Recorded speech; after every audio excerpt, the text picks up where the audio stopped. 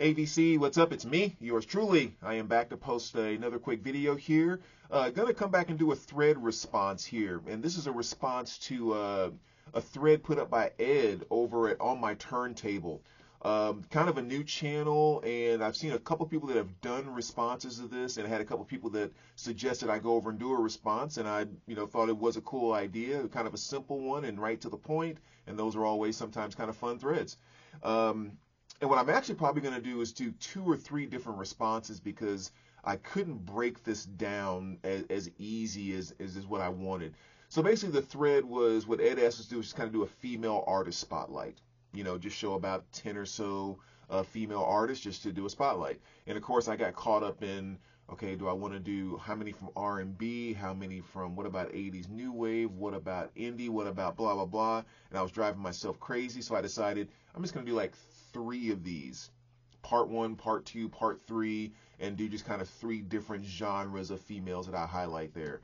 So the first one I'm going to do here is kind of falling, I think mainly in kind of the indie category, but I thought I would do this first one of just kind of 10 female artists that I'm sure a number of you definitely know, but maybe it's just artists that I haven't seen spoken about as much in the VC. So that's kind of where I put the parameters on this first one.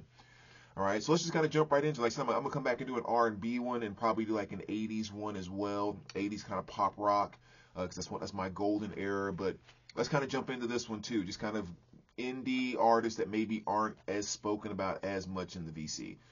So we'll start off here with this one here, which is Adna. At least I think that's how you pronounce it. I've never actually like really researched to see if that's the way it's supposed to be pronounced, but I assume that's the way it's spelled. And this is the album Run Lucifer. This is her release from 2015.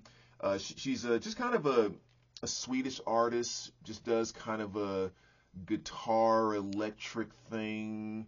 A lot of the songs are very kind of soft, simple, that type of thing. But I actually discovered one of her songs.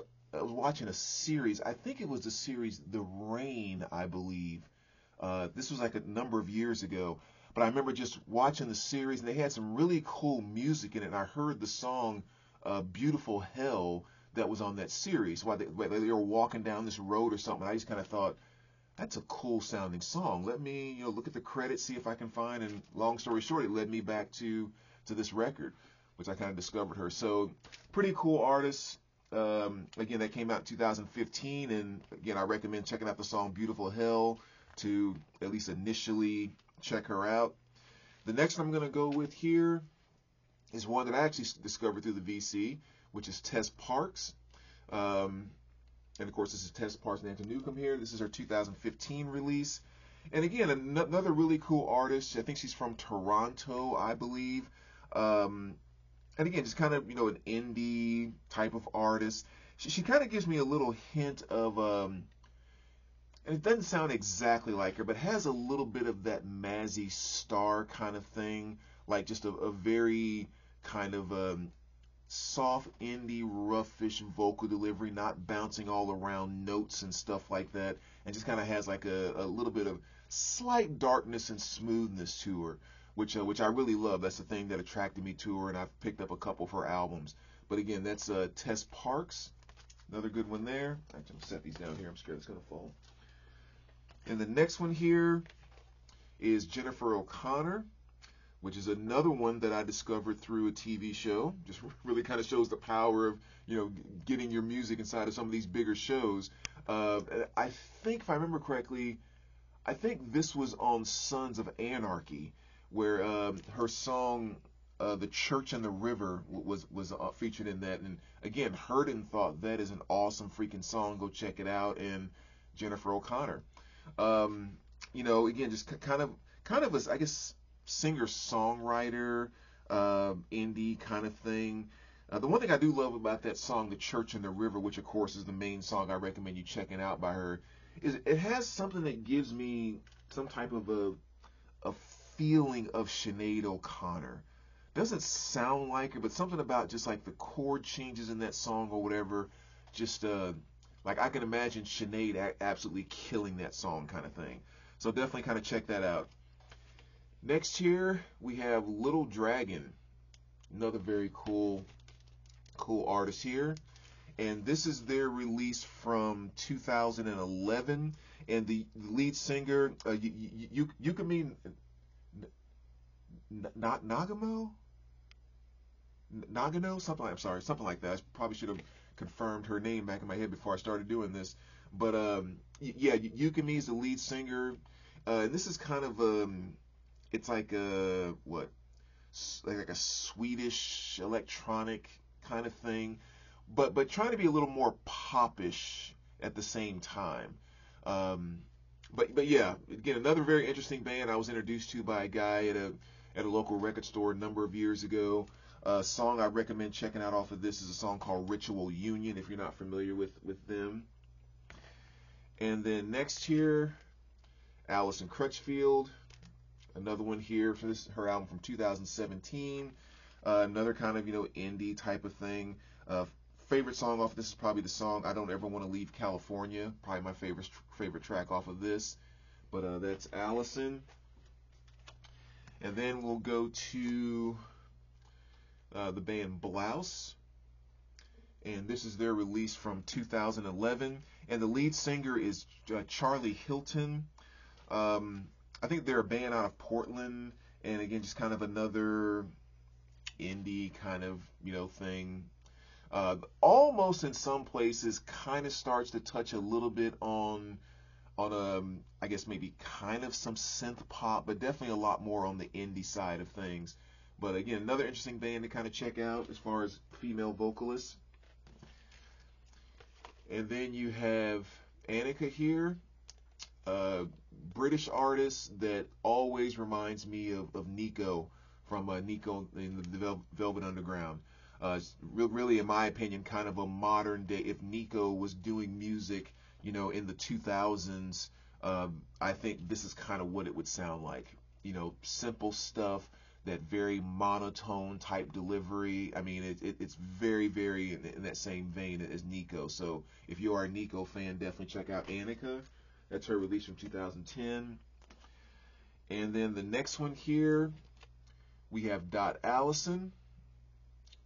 Another pretty cool one here. This is her release from 1999. I think she used to be the lead singer of a band called like One Dove, I believe, which only had like one or two albums or something like that. And I think she did a bunch of stuff from her solo career. But this is really the only really album I ever kind of found by her and got into and that type of thing. But again, just kind of an indie, kind of sounds the same way it looks. So that's Allison. And then next, you're going to go to my girls right here.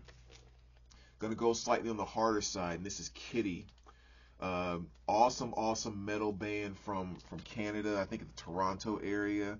But yeah, I mean, just some ladies that absolutely bring it. Morgan Lander is the lead singer, and yeah, her sister Mercedes Lander is the drummer, who I had the biggest crush on for the longest time. I just thought she was just the coolest thing in the world. And then the other ladies in the band, they've had a lot of members kind of bump around over the years and things like that. But I mean, they freaking bring it. But yeah, Morgan is just an absolute beast. And if you want to kind of get familiar with what she's capable of doing, check out the song Spit off of here, the self-titled song, which is freaking awesome. And then also, what's another great one off of here?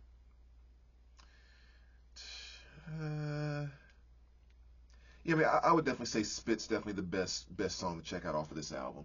It just kind of shows what a beast they are. So awesome band there. And then we're gonna stay on the metal side with In This Moment. This is the album Beautiful Tragedy, and the lead singer is Maria Brink.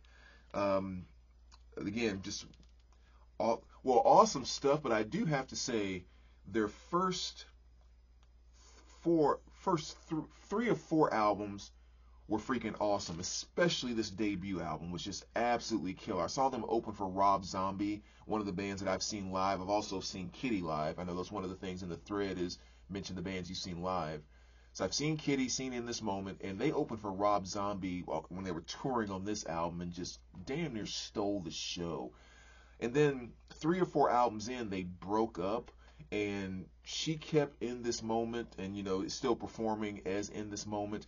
but they definitely went a whole different, like, electronic-y kind of, that they got away from like just the straightforward, like on this, just the double bass drum, just, hard hitting, dual guitar stuff. Just, I mean, I don't know. I really like that first lineup, and there was a lot lost after that lineup broke, but still an awesome one there. And then next year you have the Dum Dum Girl. He Gets Me High. And the lead singer is a Kirsten. I always pronounce her last name wrong.